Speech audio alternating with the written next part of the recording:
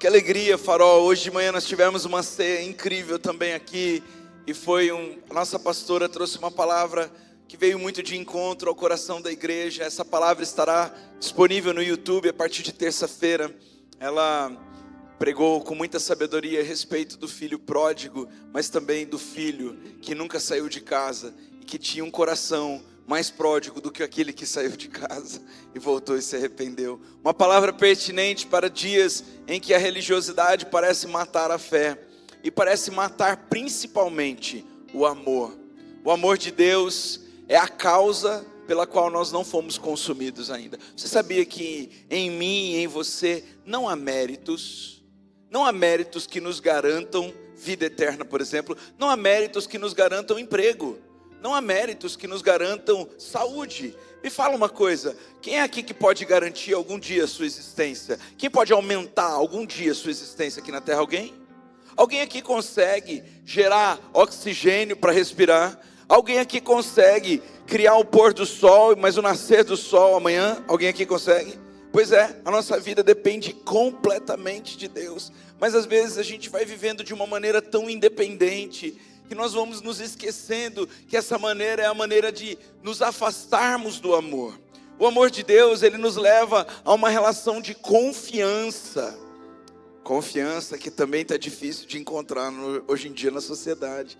Nós temos dificuldade de confiar e nós muitas vezes somos feridos quando confiamos. E então pessoas feridas geralmente reproduzem essas dores, porque um dia elas foram traídas. Então, cachorro mordido de cobra tem medo de linguiça. Já ouviram esse ditado? É mais ou menos assim que funciona. Opa, me traiu, eu não vou mais confiar. Opa, esse sistema religioso não dá. E igreja é tudo igual, pastor também. Nossa, Bíblia, esses crentes que andam com a Bíblia, mas tem a língua do tamanho do trem.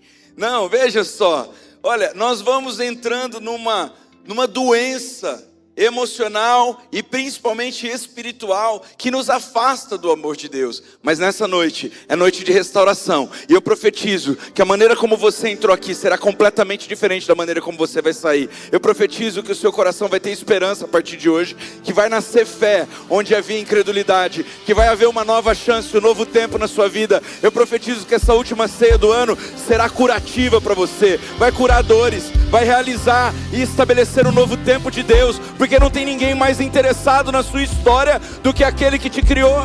Existe um Deus, Ele nos criou. Hoje, nós estávamos conversando entre alguns amigos, e a maioria pastores, e nós estávamos falando, olha, como hoje em dia nós temos dificuldade de investir no propósito das pessoas.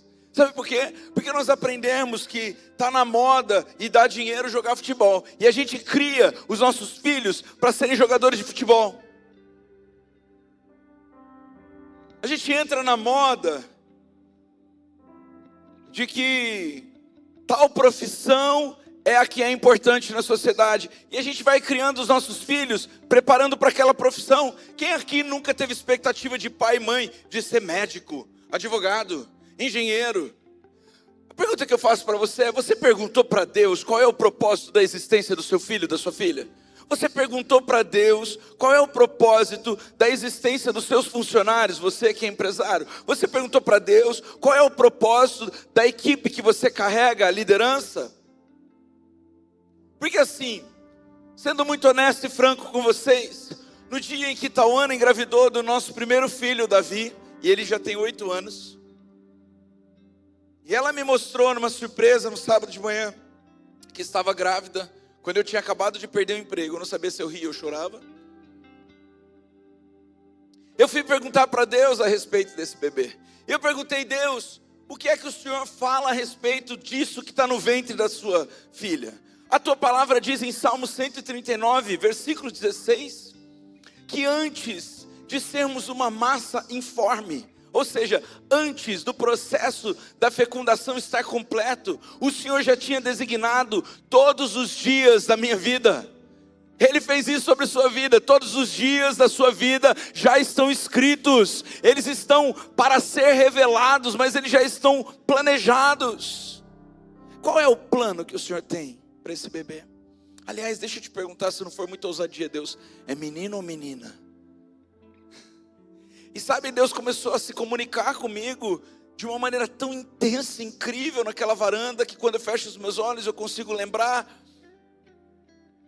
E Ele disse, é menino. Coloca o nome dele de Davi. Sua esposa vai chiar no começo, porque ela não quer esse nome, mas depois eu vou trabalhar no coração dela, porque ela vai entender que é o propósito dele ser Davi. Eu estou escolhendo um homem segundo o meu coração, e ele fará toda a minha vontade. Ele será humilde, mas forte. Será corajoso, mas sensível. Ele vai escrever louvores e fazer a mim poesias. Ele me deu o Salmo 18, irmãos, quando Davi nasceu. Leia o Salmo 18, é um salmo de guerra através da adoração. Esse é o meu Davi. E aí meu Davi, né, como todo brasileiro, né, cresce tendo que saber jogar futebol, não é verdade? Coitado do pastor de vocês. Jogo muito mal futebol, graças a Deus. Ontem me convidaram para jogar futebol na chácara, né? Ontem a gente teve confraternização dos voluntários da Farol. Quem foi aí, gostou? Levante sua mão. Ano que vem, quem não foi, pode ir, é aberto a todos, foi uma delícia. E os irmãos, pastor, vamos jogar futebol? Eu falei, irmão, eu não jogo nem no seco, quanto mais no molhado. Eu tenho convicção que o meu dom não é jogar futebol, meu dom é pregar a palavra. Me dê um microfone, não me dê uma bola. Para de querer expor o seu pastor, tenha misericórdia dele. Mas o Davi cresceu e está crescendo com esse estigma dos brasileiros, de que todo menino tem que jogar bem bola. E ele começou a se cobrar muito disso, E um dia eu tive uma conversa muito honesta com ele. Eu falei, filho, eu sou seu pai e eu sou responsável por essa conversa que eu vou ter com você. E ele já prestou atenção. Não é que você não joga bem bola, mas para você ser um profissional está muito distante. Você está dizendo que eu não sei ser jogador de futebol. Eu falei assim, eu estou te dizendo a verdade, para você não perder tempo naquilo que não é o seu propósito. Quando mamãe estava grávida, eu perguntei ao papai do céu, o que você seria? E ele não me disse que você seria um jogador de bola. Eu acho difícil ele ter errado. De toda forma, você pode continuar fazendo futebol. Se for da vontade de Deus e eu tiver errado, certamente vai acontecer algo sobrenatural e a sua habilidade vai aflorar. Vai ter um olheiro um dia olhando você e você vai se despontar. Mas se isso for um engano social, um engano da sociedade com relação ao seu propósito, eu profetizo que vai acabar essa paixão sua por futebol. Mas vai aflorar a paixão que o Senhor Deus tem sobre a sua vida, porque Ele tem um propósito na sua existência. O Davi faz piano há 1 ano e meio, e ele toca já muito bem. Porque Deus disse que ele seria um adorador, não um jogador. Mas nós muitas vezes vamos colocando expectativas naquilo que Deus não disse a nosso respeito. E nós vamos vivendo com base nas expectativas dos outros. E hoje eu vou falar um pouquinho do amor de Deus. E vocês vão entender por que muitas vezes nós estamos feridos. Nós estamos feridos porque nós escolhemos deixar o nosso coração vulnerável às opiniões. E não à palavra de Deus e à opinião de Deus. Então, da mesma forma como um dia eu tive que apontar ao Davi o destino, para que a partir daquele dia ele se conectasse ainda mais com o propósito que Deus tem sobre a existência dele. E saibam que quando coloquei Davi no piano, ele não gostava nadinha. Ele reclamava que tinha que treinar. Ele não gostava da disciplina de aprender as notas. Mas hoje, quando a gente acorda de sábado de manhã para o cultinho, ele já está no piano tocando sem a gente pedir. Para de dar ouvidos para aquilo que Deus não falou. E hoje, conecta o seu coração ao grande amor e infalível. O amor de Deus é infalível sobre a sua vida. Sei que você entrou aqui hoje buscando, em primeiro lugar, você veio buscar a Deus. Você não saiu da sua casa à toa. Em segundo lugar, eu tenho convicção que você tem temor de que começar na presença de Deus a sua semana é algo importante. Em terceiro lugar, eu tenho convicção que você quer descobrir o propósito pelo qual você existe. E eu também tenho convicção que você chegou na Farol Campus Destino, você está no lugar certo. Eu creio que uma noite Deus pode mudar o curso da nossa história, como Ele já fez na minha vida e já fez na vida de tantas pessoas. Talvez hoje seja o dia que Deus marcou para soprar destino sobre os seus ouvidos e fazer você prosperar naquilo que você precisa prosperar. E quando Ele faz isso, o amor dEle também fecha portas que não tem nada a ver com a nossa existência e o nosso propósito. E nós temos que ser gratos pelas portas fechadas, Da mesma maneira como nós somos gratos pelas portas abertas, nós temos que parar com essa apelação neopentecostal de que Deus só está nas portas abertas. Não, Deus está nas portas fechadas. Deus está nos nãos grandes que recebemos. Deus está nas frustrações que passamos, nas decepções. Deus está inclusive nas calúnias que lançam contra nós, porque foram elas que nos movimentaram para o lugar certo, que é a verdade de Deus. Jesus Cristo é o caminho, a verdade e a vida, e nós só chegamos nele porque um dia a mentira caiu por terra. Hoje eu estou aqui como profeta do Senhor, declarando que mentiras cairão por terra, e você vai tomar a ceia e vai ser curado de toda mentira, de todo engano, de todo falso propósito, porque o amor de Deus, Ele faz isso com a gente. Amém? O amor que cura em um mundo que adoece é o tema dessa noite, e vamos juntos. Eu vou ler alguns versículos que falam do amor de Deus e que talvez você já saiba de cor, então eu vou passar eles bem rapidinho, mas são a base da nossa conversa teológica nessa noite. Mas Deus demonstra o seu amor por nós através do quê? Através da morte de Cristo. Que coisa cruel! O amor sendo revelado através da morte de alguém, e de alguém que é simplesmente o filho dele. Como você acha muitas vezes que o amor de um pai deve ser para com o filho? Tranquilo? Calmo? Sem correção? Sem limites? Não, pois Ele deu o único filho que Ele tinha para morrer no meu lugar e no seu lugar. A favor de quem? Dessa raça. Você, essa racinha aí, eu. Essa coisinha maravilhosa, só que não. Apóstolo Paulo, eu gosto muito do apóstolo Paulo, eu sou fã número 1 dele. Olha, o bem que eu quero fazer, eu não faço. Mas o mal que eu não quero, parece que ele está na minha porta toda hora. Olha, a carne milita contra o espírito, mas o espírito está muito fraco e a carne está muito forte. Nós estamos precisando virar pastel de crente. Muito óleo e pouca carne, mas a gente é churrasco de crente. Muita carne e pouco óleo. Nós estamos extremamente carnais, e a nossa natureza espiritual precisa aflorar nesse cenário. Então nós percebemos que o amor de Deus, Ele nos leva ao arrependimento. Porque Cristo, sendo perfeito, sendo Rei, sendo Senhor, sendo Filho de Deus, Ele se submeteu ao plano do Pai, de descer aqui na terra e morrer por nós, essa gentalha. Aleluia mesmo, glória a Deus. Eu não vou para o inferno, não é porque eu sou pastor, não é porque eu mereço a graça de Deus, mas é porque Jesus, sem eu merecer, fez tudo o que eu não podia fazer, porque eu já nasci em pecado concebeu a minha mãe, mas Jesus não nasceu em pecado, Jesus nasceu de uma virgem, e esse período é tão oportuno para a gente se lembrar disso. Ele nasceu de uma mulher pura e vocacionada a gerar o Filho de Deus. Jesus é lindo, porque Ele demonstra o amor dEle por nós, quando Cristo morreu em favor de nós, quando ainda éramos pecadores. Porque eu sei que hoje muitas coisas que a gente usufrui, muitas bênçãos que a gente participa, são bênçãos conquistadas por Jesus na cruz.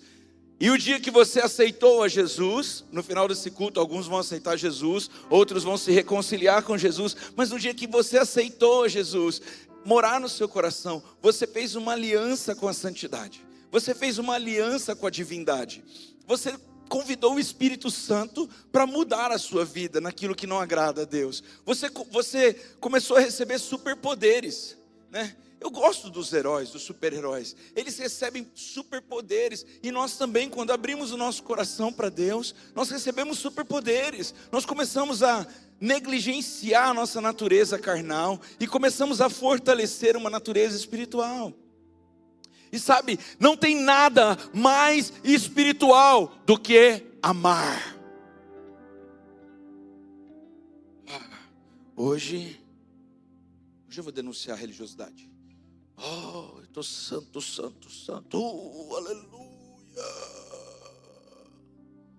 Ora, levanta da oração e começa a criticar alguém. Que porcaria, irmãos, de oração que você fez, não mudou teu coração para amar alguém. Então, olha, eu estou no jejum e eu não estou contra as práticas espirituais, muito pelo contrário, quem me conhece sabe que eu sou praticante das práticas espirituais, eu acredito nelas, elas são importantes para a nossa vida. Mas o meu jejum não muda o que o meu amor muda. Então eu estou ministro da palavra há tantos anos. Sou ministro dessa casa. Oh, vice-deus. Se Deus aposentar, tem alguns pastores que entram no lugar dele. Com certeza. É o vice-deus. É o apóstolo dos apóstolos. É o mestre dos mestres. Com todo respeito, meus irmãos, que porcaria esses títulos. Eu acho até engraçado os títulos. Muitos me chamam de Jô, outros de Jonatas, outros de pastor Jonatas, por respeito, por amor e tal. Mas deixa eu dizer uma coisa para vocês. Não é a minha vocação que mostra ou revela a importância que eu tenho para você ou para uma comunidade, mas sim o preço que Jesus pagou para que eu possa aqui, livre e abertamente, falar das boas novas do Evangelho. É a coragem que eu possa ter para compartilhar que você e eu não prestamos muito, mas que Ele é perfeito. O Evangelho, ele é o poder de Deus para denunciar, inclusive, as nossas obras da carne. O Evangelho é o poder de Deus não apenas para curar os enfermos, dar vista aos cegos, fazer milagre financeiro na vida daquele que está perdido financeiramente. Não, o Evangelho não é só o poder de Deus para visitar o pobre, o órfão e a viúva. Não, o Evangelho é o poder de Deus para denunciar a nossa condição humana e nos fazer arrepender dos nossos maus caminhos, amém? Porque o amor de Deus foi demonstrado por nós quando Ele morreu pelos meus pecados. Eu não era muita coisa até Jesus pagar o preço pela minha vida. E porque muitas vezes nós estamos atrelando a nossa identidade ao que fazemos, ao que temos, aos títulos, ao lugar que moramos. Quando na verdade a nossa importância tem tudo a ver que Jesus, nunca tendo pecado, morreu por mim que sou pecador.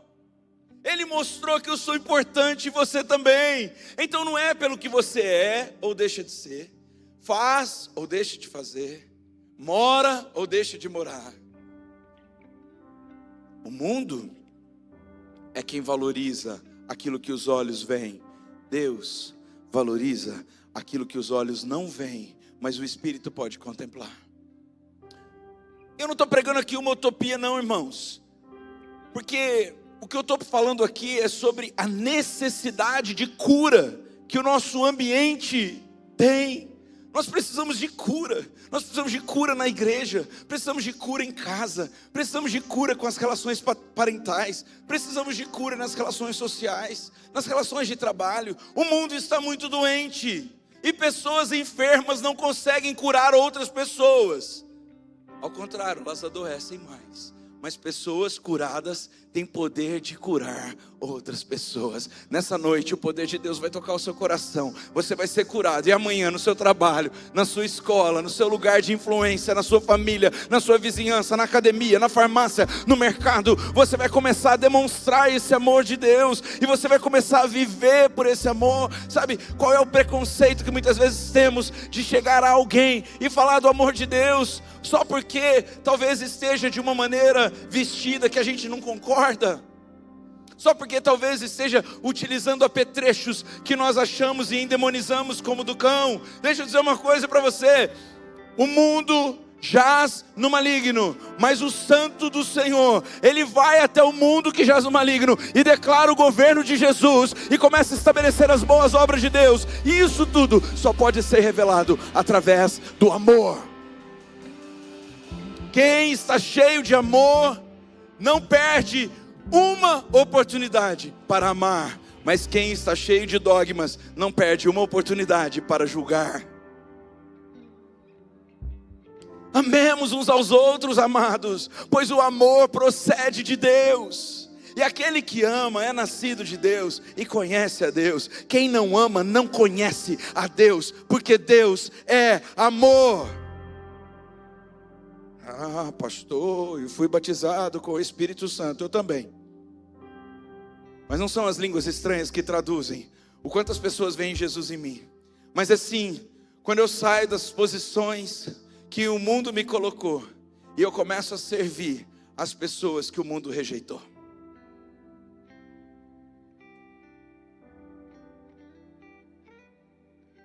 Sabe, irmãos, vou contar uma experiência para vocês. Eu tinha 24 anos e decidi fazer um intercâmbio cultural.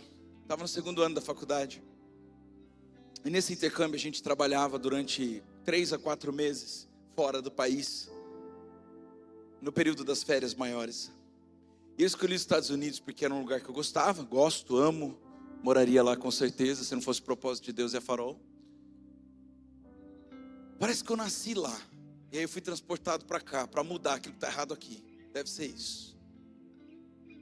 E aí eu falei, vou para os Estados Unidos, que Tailândia, que coisa nenhuma, eu quero ir para os Estados Unidos. E vou trabalhar lá, já falava um pouco de inglês. E eu fui ser garçom. No inglês, né, o inglês britânico fala que garçom é waiter. Mas na verdade, no inglês americano, garçom se chama server, servo, servidor. E sabe que isso combina muito com a minha identidade. Eu quero ser um servo. A questão é que muitas vezes o servo passa por processos de humilhação tão grandes que nem ele sabe que ele era orgulhoso. Às vezes porque nós temos disposição de servir as outras pessoas, nós achamos que temos humildade. Mas o dia a dia prova que enquanto estamos servindo, nós ainda somos orgulhosos. E precisamos ser trabalhados por Deus.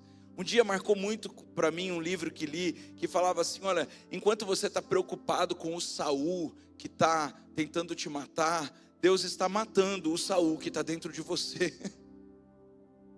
Vocês entendem o que eu estou falando?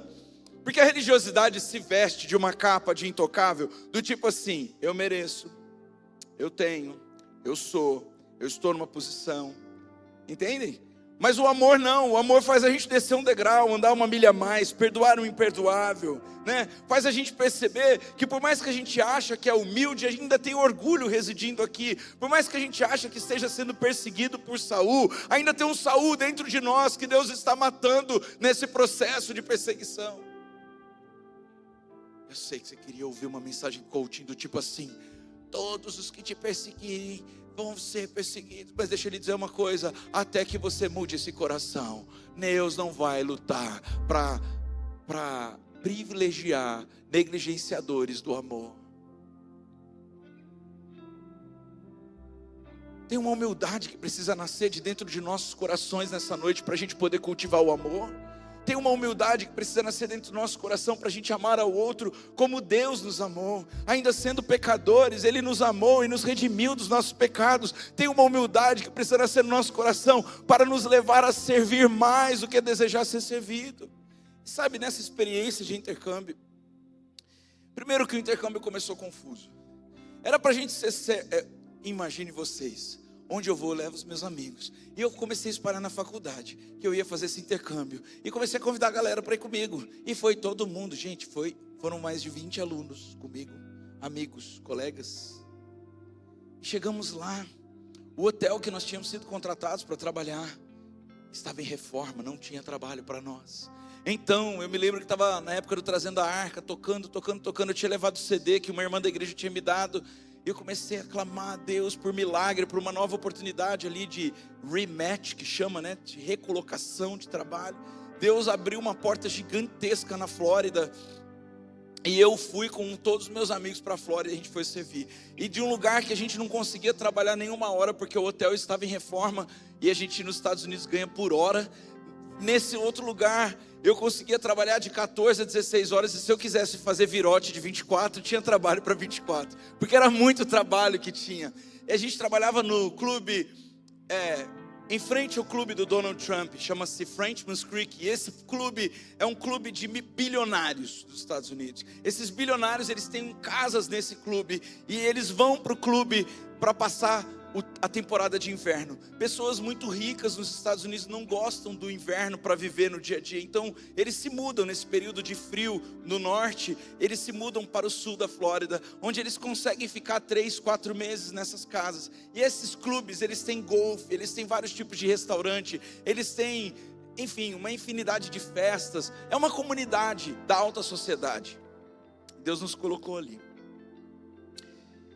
Irmãos, eu não tinha como reclamar, porque eu tinha pedido a Deus trabalho, e lá eu conseguia trabalhar. Mas a posição que nós estávamos não era muito privilegiada, porque nós éramos servos das pessoas mais exigentes dos Estados Unidos. Tipo assim, ex-presidente da NBA, era cliente do clube. Dono de uma das maiores lojas de departamento, era cliente do clube. E quando eles chegavam no clube, eu como garçom, como server, eu tinha que saber exatamente o nome, o sobrenome e qual a bebida que ele queria, sem ele me pedir. Então cada cliente tinha o seu perfil no computador, mas às vezes não dava tempo de acessar. Então um dia chegou a senhora Marshalls, hello senhora Marshalls, como vai? Já estou preparando a sua Coca Zero com limão on the side, no lado. Ela não gostava de limão espremido, ela gostava de limão no canudo. Olá, senhor Rocket, como vai? Já estou preparando o seu suco de tomate com guaraná. Então nós tínhamos que já chegar na mesa com a bebida. E um dia, eu sem muita experiência, fui servir uma comida, com maior boa vontade, e coloquei a proteína virada de lado, quando ela tem que estar virada de frente pela etiqueta. A mulher me destruiu, irmãos. Ela me humilhou. O que você está fazendo aqui se você não sabe servir? O que você está fazendo aqui se você não sabe que a proteína tem que estar olhando para mim e não de lado? Era esse nível de exigência. Mas sabe, todas as vezes que eu fui humilhado, eu aprendi que eu poderia ser melhorado. Mas nem todas as vezes que eu fui elogiado e recompensado, eu aprendi que eu poderia ser transformado para melhor. Você está reclamando do processo que está vivendo? Quando na verdade deveria estar grato, grata, porque é este processo que está tornando você o homem e a mulher perfeita, para o tempo perfeito de Deus, para o lugar de promoção e de honra, porque Deus tem prazer em promover os humilhados, mas Ele abala os exaltados. Deus tem prazer de pegar do meio da multidão e transformar rei, príncipe em Israel, mas Ele tem também uma responsabilidade de não lidar de frente com intimidade com orgulhosos e soberbos. A palavra de Deus diz que Deus não rejeita o pecador, mas rejeita o soberbo. Então o problema da religiosidade é que ela nos deixa tão soberbos que a gente acha que não tem pecado e que hoje não precisa da graça de Deus nessa mesa.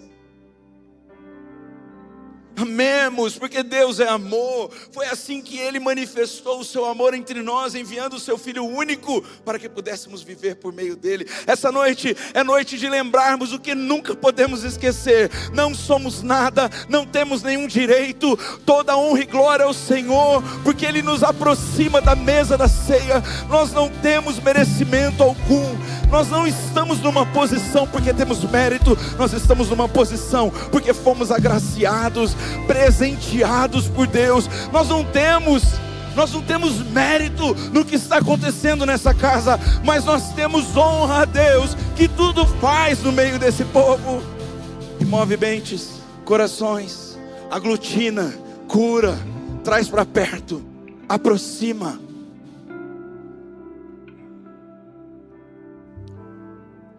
Nisso consiste o amor. Nós não tínhamos amado a Deus, mas Ele nos amou. E porque Ele nos amou, nós podemos amar. Sabe, meu irmão, você vai lembrar disso amanhã. Ninguém nunca viu a Deus nessa terra. 3 pessoas tiveram visões, 2 da glória de Deus e 1 do trono de Deus. E eu vou contar para você quem são. Isaías, Antigo Testamento, um profeta do Senhor. Ele tem uma visão do trono de Deus, e o que ele consegue enxergar são 4 seres viventes ao redor do trono de Deus. E é tudo que ele consegue ver, sendo homem, nessa natureza. Moisés, quando teve uma experiência com Deus e ficou 40 dias buscando a face do Senhor, ele viu as costas de Deus. Deus estava de costas e a luz de Deus raiava tanto que ele ficou 40 dias depois com a face brilhando, tamanha luz que ele recebeu das costas de Deus. João foi até o terceiro céu e teve uma visão da glória de Deus. Ele não viu a Deus. A palavra de Deus diz em 1 João 4:7, ninguém jamais viu a Deus. Eu vi Deus. Me perdoa, irmão. Se você viu Deus, você não deveria estar aqui na terra, você já deveria estar no céu com Ele, já foi arrebatado. Porque ninguém nunca viu a Deus nessa natureza humana. A palavra de Deus diz que nós vamos ser transformados para poder ver a Deus. Nessa natureza carnal, pecaminosa, doente, nós não vamos ver a Deus. Mas, se nós amarmos uns aos outros, Deus permanece em nós. E as pessoas vão conhecer a Deus através de nós. Gente, que palavra tremenda. Então amanhã você pega aquele chato do seu trabalho e dá um panetone para ele. Então depois de amanhã você pega o insuportável da sua família, escreve uma cartinha de Jesus para ele. Então semana que vem, no amigo secreto da família, você compra o melhor presente para aquela tia que fofoqueira que te detonou o ano inteiro, para aquele primo invejoso que te destrói por trás e pela frente. É tão fácil ser crente, não é? Mas ninguém nunca viu a Deus. Mas o dia que você se revestir do amor de Deus e amar genuinamente, não é protocolo não, irmãos, é de verdade. Amar de verdade alguém que é insuportável, então você começou a se parecer com Deus. As pessoas vão ver Deus em você. Que palavra! E o que eu ganho com isso, pastor? Vê se o meu nome é Jesus Cristo, Yeshua Hamashia. Não, meu nome é Jonatas. Eu não tenho essa natureza não. Deixa eu dizer, quanto mais você se parece com Deus, o seu Criador, mais perto você está de encontrar o seu propósito. Quanto mais você se parece com o seu pai, mais o seu pai pode lhe beneficiar como filho. Quanto mais você tem da natureza divina, mais o céu se manifesta na terra. Então você começa a viver uma nuvem de milagres. Parece que o favor entra antes de você. As coisas começam a dar certo. As pessoas chamam você de abobrinha. Nasceu com uma florzinha no bumbum. Você é estrelado, premiado, bonificado. Parece que você é aperfeiçoado. Tem alguma coisa melhor em você do que nas outras pessoas. É o favor de Deus. É o favor de Deus. O favor de Deus não vem com mérito humano, vem com o amor de Deus manifesto na nossa humanidade. E então nós somos aperfeiçoados nesse amor. Venham a mim. Venham a mim os que estão cansados de um mundo adoecido, que não sabe amar. Venham os que estão sobrecarregados porque não aguentam mais suportar a indiferença, a rejeição, a maldição, o pecado. E eu darei descanso. Tomem sobre vocês o meu jugo e aprendam de mim, pois sou manso e humilde de coração. Como eu preciso aprender de Deus. Quem mais precisa? Levante sua mão. Então vamos fazer essa oração. Deus, me ensina a ser manso e humilde de coração. Eu quero ter a sua natureza, Deus. Eu quero te pedir isso nessa noite, Deus. Me faz manso e humilde de coração. Vocês encontrarão então descanso para as suas almas. Sabe por que tem muita gente cansada aqui nessa noite? Porque está tentando dirimir questões com a razão, quando deveria resolver questões com o amor de Deus no coração. Sabe por que tem muita gente sobrecarregada aqui nessa noite? Porque está lutando pelos seus direitos. E um filho de Deus não precisa lutar pelos seus direitos, porque além de pai, ele é juiz sobre tudo e todos, ele julga retamente, e o meu e o seu direito estão no tribunal do Senhor. Quem decide quem está certo e quem está errado não é o juiz da terra, é o juiz do céu. Pode ter certeza que se você tiver com a razão, tem um favor de Deus sobre a sua vida, que não vai cessar sobre você. Onde você passar, você vai ver que genuinamente o Deus Pai, juiz, zelará por você e te dará causa ganha. Pois o meu jugo é suave e o meu fardo é leve. Não é lindo isso? Meu jugo é suave, meu fardo é leve. Vamos cantar isso? Vocês conseguem me ajudar? Eu não sou muito bom da música.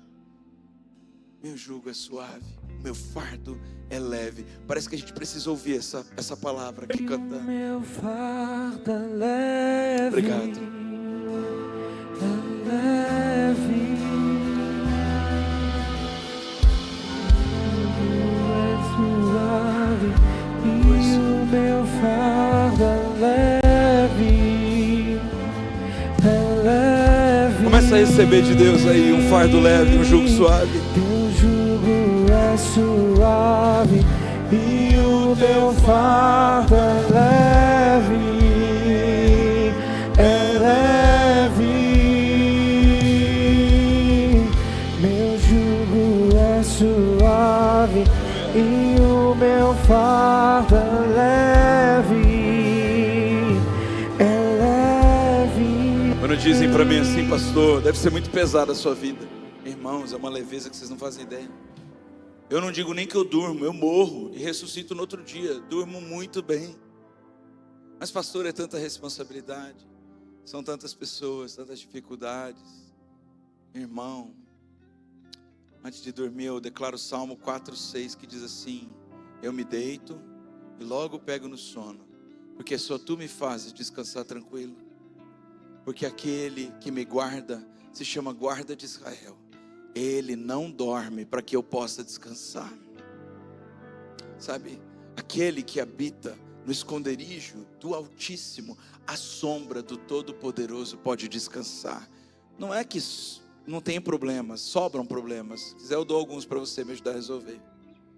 Mas tem coisas que eu nunca vou conseguir resolver. Eu faço tudo que eu posso para resolver, eu tenho excelência no meu dia, mas depois disso eu descanso, porque eu fiz tudo o que eu podia fazer, agora eu dependo de Deus. Se Ele não agir, eu estou perdido. Eu sou dependente da graça de Deus, do perdão de Deus, do amor de Deus, do oxigênio de Deus. Eu sou dependente dos planos de Deus. Eu sou dependente de que Ele mova o coração das pessoas para Ele. Eu sou dependente dEle para tudo. É engraçado que a gente gosta de se apoiar em pessoas que vão nos decepcionar, porque pessoas são falhas, são humanas, são fracas. Mas por que a gente então não decide trocar esse apoio emocional das pessoas para Deus? O Deus que nunca falha, aquele que deu o seu único filho, que já provou o seu amor imensurável e incondicional. Como anunciar o amor de Deus a pessoas que só conheceram até hoje o amor que está condicionado a um interesse, o amor que manipula, que abusa? Sabe, irmãos, pode ter certeza que quem te ama com o amor de Deus permanece quando você não produz mais. O amor só começa quando os interesses acabam. O amor humano, ele está muitas vezes condicionado. A nossa sociedade doente condiciona o amor. Se você fizer isso, eu te aceito. Se você mudar, eu te amo.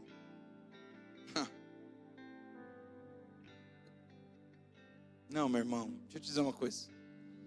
Você ama e então Deus muda. Você não muda e então ama. Não. Deus, ele não está olhando para você e dizendo assim: olha, quando você mudar, eu vou te amar, daí você pode tomar a ceia. Há muitas pessoas que chegam assim aqui na Farol, sabe? Eles têm medo de tomar a ceia. Eles têm medo de tomar a ceia. Eu digo para você, nessa noite, tome a ceia. Porque a ceia é remédio. A ceia não é para pessoas perfeitas, a ceia é para pessoas doentes, enfermas, pecadoras, pessoas que precisam da graça de Deus. Ah, mas eu não sou batizado. E a palavra de Deus ou de homens? Onde está na palavra de Deus que você precisa ser batizado para tomar a ceia? A palavra de Deus diz que quem crer e for batizado será salvo. Mas a palavra de Deus também diz que todas as vezes que nós nos reuníssemos em memória dele, nós deveríamos partir o pão e beber o cálice e lembrar do sacrifício dele. Não é o mérito de eu ser batizado, de eu ser presbítero, de eu ter 12 anos. Não, é o mérito de Jesus ter morrido na cruz sem nunca ter pecado. Então eu tomo a ceia. Eu tomo a ceia não é porque eu sou pastor, é porque eu preciso do perdão dos pecados.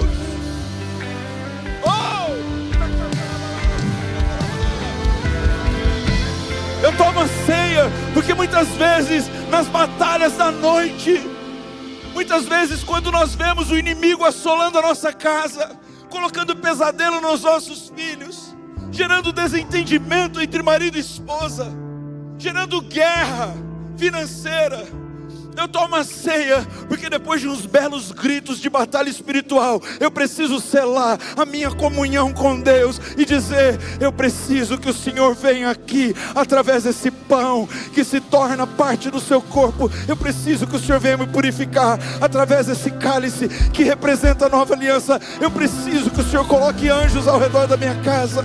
Eu preciso que o Senhor trabalhe no coração do meu cônjuge, dos meus filhos. Eu preciso que o Senhor entre nesse lugar da empresa, que eu não estou conseguindo resolver esse problema. Eu não tomo a ceia porque tem um lugar reservado no primeiro banco de presbítero para mim. Eu tomo a ceia porque Jesus fez aquilo que nenhum presbítero, nenhum pastor poderia fazer.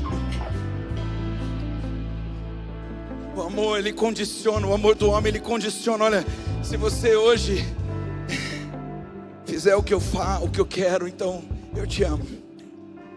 Não. Relações tóxicas nascem quando o amor vira uma moeda de troca. Quando o amor não se compra e nem se merece.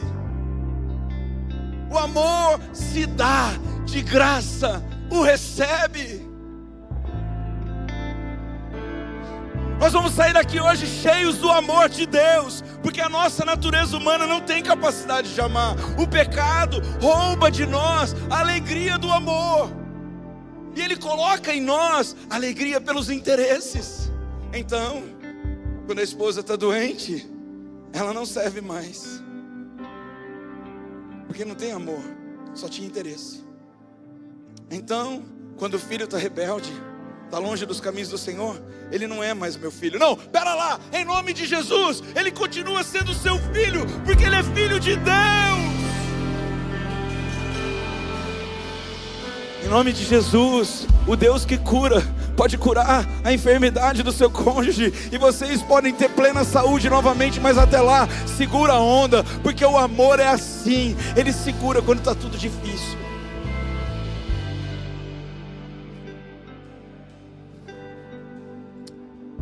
Sabe, o amor, ele tem um antagônico, é o medo. Todo lugar de medo não tem amor. Toda mesa que tem temor não tem amor. O oposto de medo não é coragem. O oposto de medo é amor. A palavra de Deus diz que no amor não há medo, mas o perfeito amor lança fora todo medo. O medo pressupõe castigo, mas ele nos amou para que fôssemos justificados, pudéssemos participar da ceia do Pai, saíssemos das palavras de condenação, recebêssemos uma nova unção para prosperar no relacionamento, em primeiro lugar bom com Ele e depois bom com as pessoas.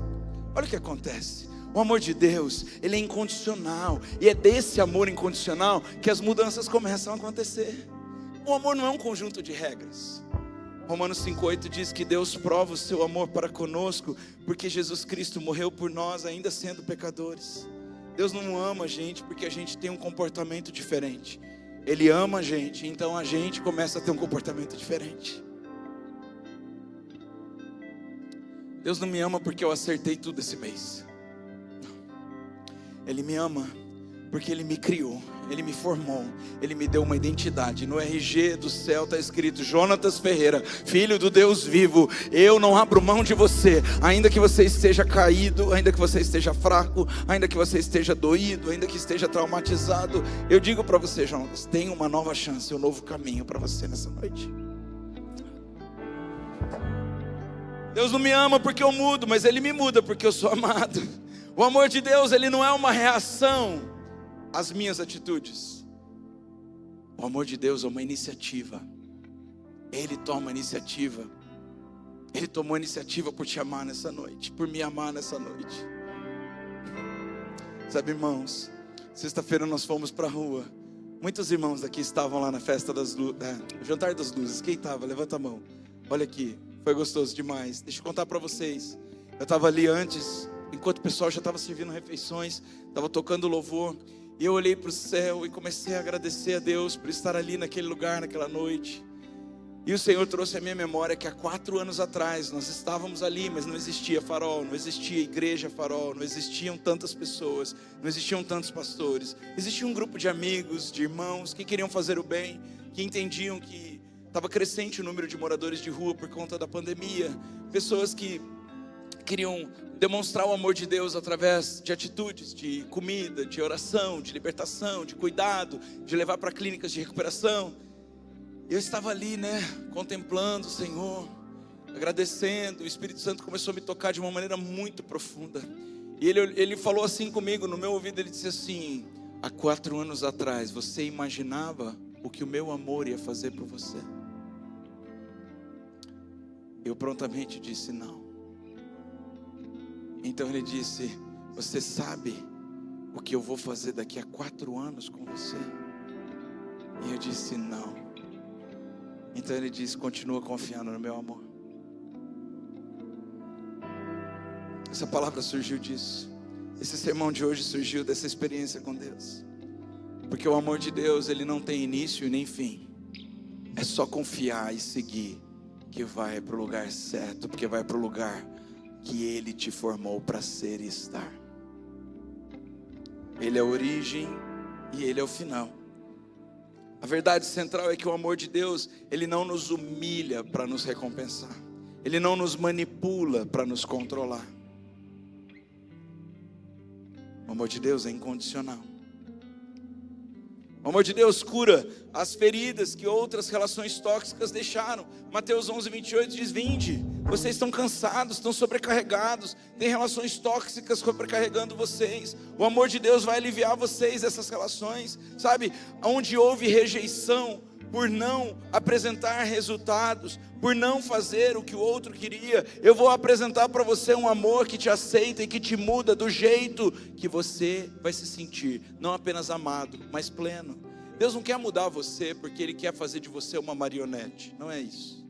Deus te deu liberdade, livre-arbítrio. Ele quer mudar você porque Ele sabe o teu potencial e Ele quer te levar para o lugar onde você vai se sentir plenamente satisfeito. Só Ele sabe esse lugar.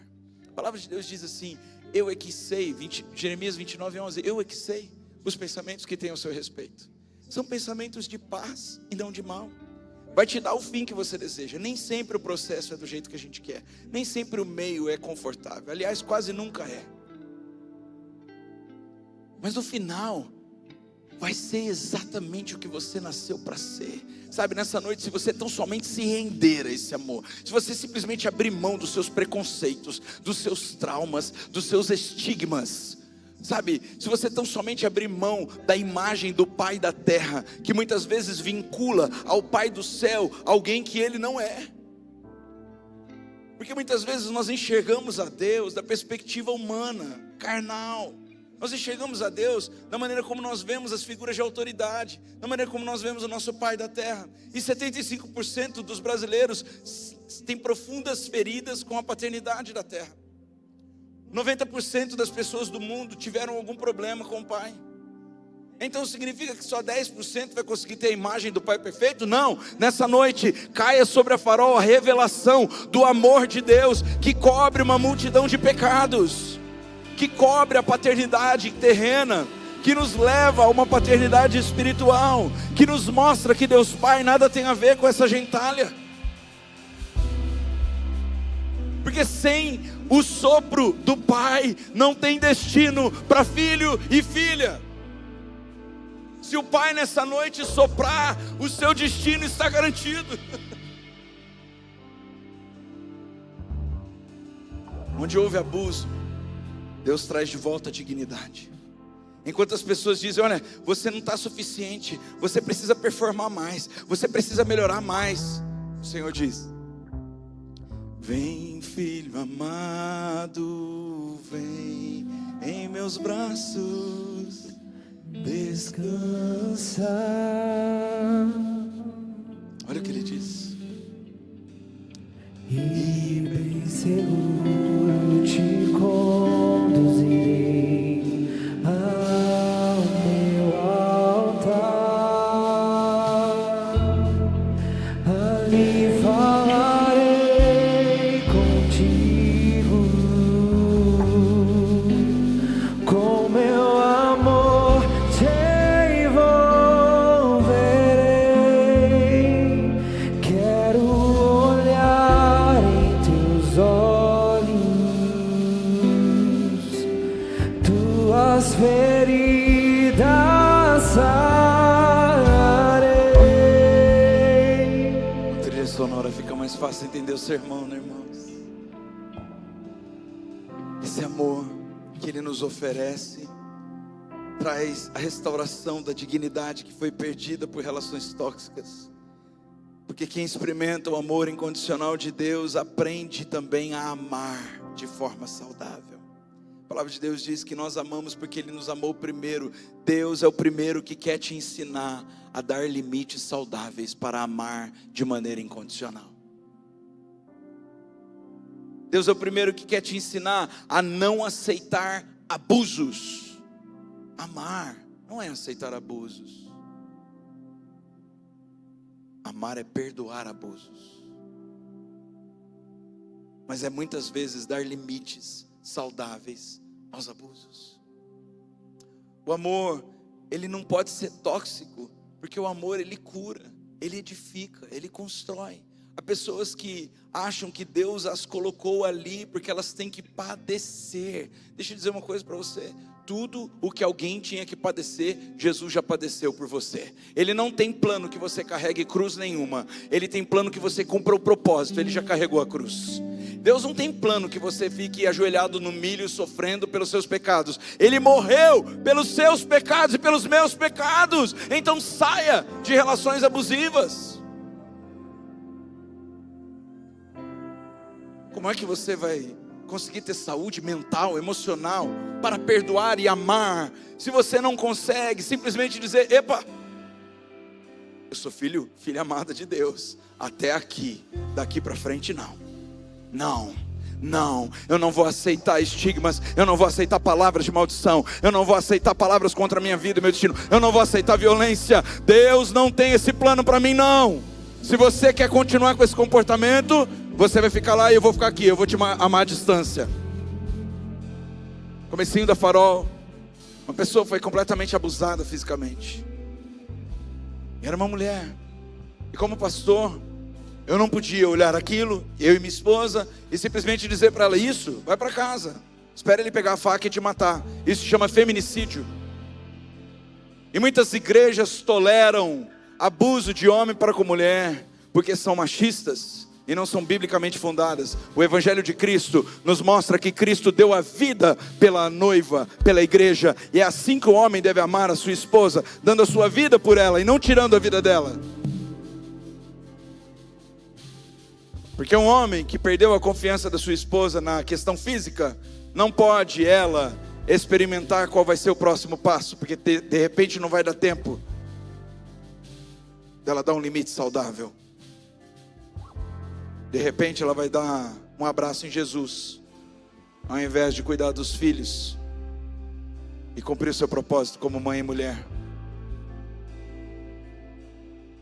É pesado quando eu falo isso aqui, né, irmão? Sabe por quê? Porque nós não podemos achar que amar é aceitar relações abusivas. Amar é dizer: Deus me comprou com o preço do seu único filho amado. Até aqui, brother, daqui para frente não mais. Que esse sermão ecoe na internet, que passe de mão em mão, que compartilhe com todas as mulheres que estão vivendo em cativeiro emocional e espiritual. Deixa eu dizer uma coisa para você, não tenha medo, Jesus é teu marido, Ele é o sacerdote da sua casa. Antes de ter um cabeça, você tem Jesus. Amar não é controlar, amar não é anular a si mesmo, amar não é permanecer em ambientes de violência emocional. Não, isso não é amar. Isso é achar que você precisa pagar preço porque não merece. Então, enquanto o mérito traz um problema da soberba, o demérito também traz um problema. O problema de você não se sentir filho amado de Deus ao ponto de ser defendido por Ele. Em um mundo onde muitos só conhecem amor que machuca, nós, a igreja, somos chamados para testemunhar um amor que cura. Aleluia, Jesus. Obrigado por essa noite. Vamos ficar de pé na presença de Deus.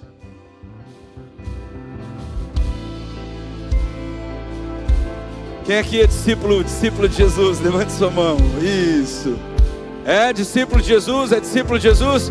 Então olha para a pessoa que está do seu lado e fala assim: eu sou discípulo de Jesus. E você vai me conhecer pelo amor que eu tenho por você. Você vai me conhecer pelo amor que eu tenho por você. Porque eu sou discípulo de Jesus.